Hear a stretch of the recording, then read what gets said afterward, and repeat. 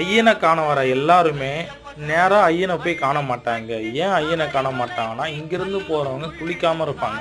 So அதனால் bumper ரிவரில் போய் நல்லா குளிச்சுட்டு உங்கள் மேலே இருக்க அழுக்கையெல்லாம் போக்கிட்டு அதுக்கப்புறம் நீலமலையில் போயிட்டு நீலமலையில் கொஞ்ச நாள் தரிசனம் பெற்றுட்டு அங்கேருந்து நடப்பயணத்தோடு போயிட்டு சபரிபீடத்துக்கு போவாங்க.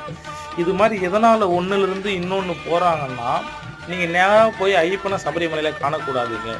உங்களோட நீங்கள் ஒரு 10 நாள் 20 நாள் 45 நாள் தவம் இருந்து போகிறீங்கன்னா, ஐயனை காண போகும்போது உங்களோட மனசும் சரி உங்களோட உடம்பும் சரி நீங்கள் முழுக்க ஐயனோட வரம் பெற்று வர வேண்டும் என்றால், நீங்கள் போகும்போதே அவனை காண வேண்டும் என்றால் அங்கு இருக்கும் அனைத்து கோவில்களையும் கண்டு படியெல்லாம் ஏறி தான் நீங்கள் ஐயனை காண வேண்டும்.